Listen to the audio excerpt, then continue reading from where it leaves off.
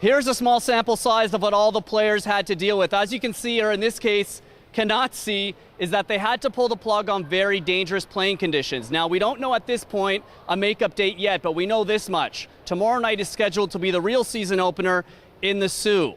Isaac Cohen, CTV Sports, from a very foggy Sudbury Arena. For a second straight year, the Wolves' Dominic Cohen is headed to the World Juniors. He'll be representing Germany. Now, a big matchup tonight in between the pipes. Matt Murray starts for the Hounds, while the Wolves counter with Frankie Palazese. The best news of the day, though, we will have hockey as there's no fog, as we send it back over to you, Brendan. Many are calling the win against Durham as the biggest in the history of the women's program. But the hill gets even steeper this weekend as they're up against the three-time defending OCAA champions. This could be Manny Pasquale's final game in a Voyageurs uniform. Is there any truth to that rumor? Absolutely, actually. This is the final home game for Manny Pasquale, along with George Soares and Jamie Weldon. Now, you know, for Manny, I'm sure he'd love nothing more than to go out on a winning note, but they want to take it one game at a time. And, you know, Manny's taken a different approach this season where he's not necessarily being the go-to guy. He's playing more of a point guard role, and it's really suited the Voyageurs well. It's allowed guys like Rattay and Soares to run the floor, which is when the Voyageurs are at their best. So I expect more of the same tonight, but also I wouldn't be surprised if Manny decides to go off if he sees it's the right situation.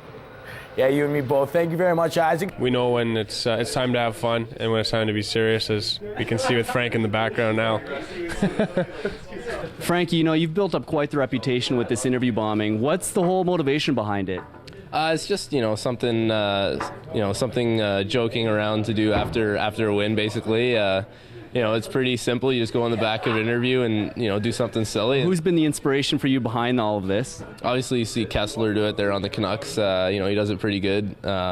You just got to make sure your bombs are kind of creative and you don't do the same thing twice. I thought it was a good team effort to get the W 5-on-5 was. Well, it seems like you got a big fan behind you there. Yeah, there he is, #1 fan. Well, I got to ask you, how do you pick your victim? I mean, is there certain players you like to pick on?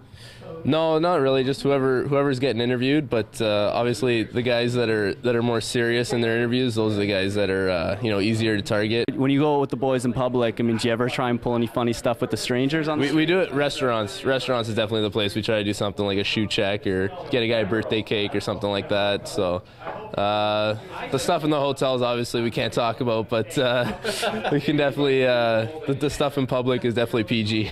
Have you always been a prankster? Yeah, a little bit. I try to keep it a little light and fluffy on some days. Obviously, it's serious when it's game time. Now, correct me if I'm wrong, Charlie, you've fallen victim to this interview bombing. Now you're getting a little revenge?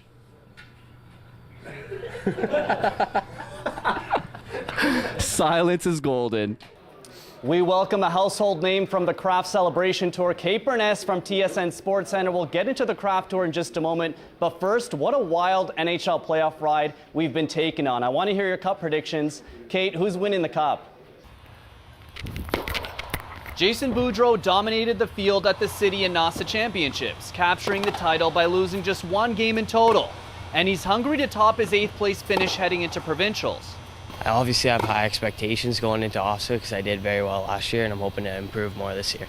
His improvement over the past 2 years has been quite remarkable, and he's fun to coach.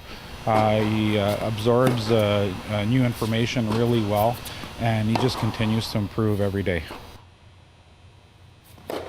An added bonus to Jason's success has been his exposure to a new iPad technology created by his coach, Paul Robert. It allows for players to study and fine-tune their overall game. Mostly like their positioning of shoulders, how they hit the ground strokes, where the position of the racket is at impact, also where their head is at impact as well, and what their alignment is like when they're hitting the ball. I've been working with the iPad and stuff with Paul a few times, and all the line movement stuff, and it's helped my serve a lot. Jason still has one more year of school at Bishop Alexander Carter, and he's hoping it'll help him propel to the competitive ranks. Next year I might be playing OTA and stuff, and that's Ontario tennis, so be playing a lot of tournaments. Hopefully I can get ranked out of that.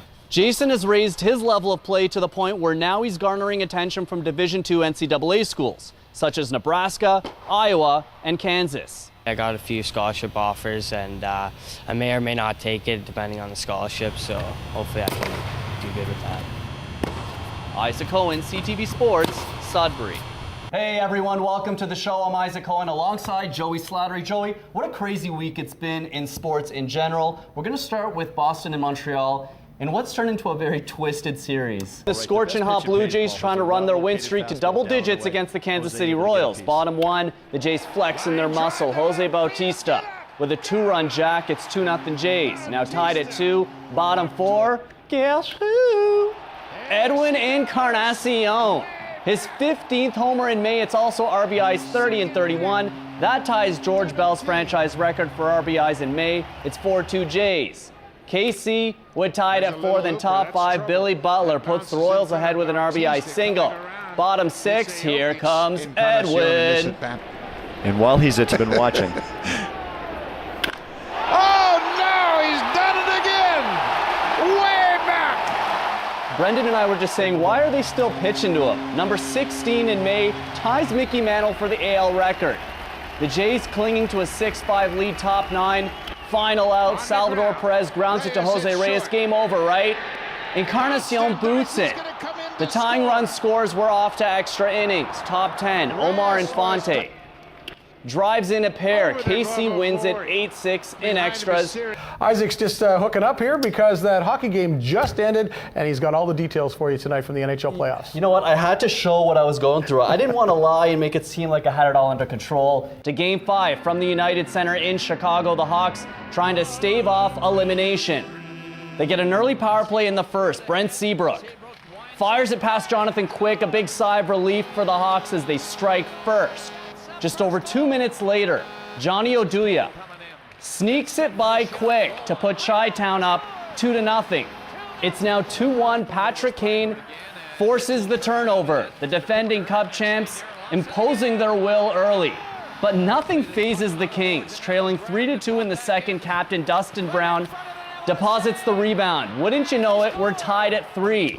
LA smells blood. Tanner Pearson knows Corey Crawford's been shaky this whole series, so he beats him with a softie. The Kings with their first lead 4-3. Chicago refusing to give up on their season. Ben Smith ties it up at 4 in the third.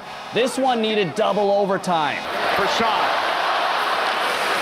Sean across for Hanzus. He scores! Michael Hanzus keeps the Hawks alive. They pull it out 5-4 in double OT to force a Game 6. The entertainment value has been unbelievable in these playoffs. North Bay has really grown on a lot of people, and for good reason. Tonight's game, another thriller in Guelph. Their season in the balance. Sports is next. Now, the best part of the Canada-Finland game was actually during the second intermission.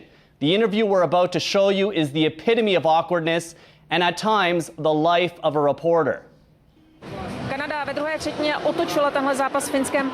Petri, what is the main reason that Canada overcome you in this game in the second period? I don't know. What happened? Why were you scored 2 goals against? I don't know. Okay. What was the mistake over there? I don't know. Thanks. Thank you so much. Tak jste sami slyšeli, Petr Kontiola říkal, že I don't know neví, if this proč sportscast is Kanada over. přehrála Is brought to you by Gerona's Lawyers.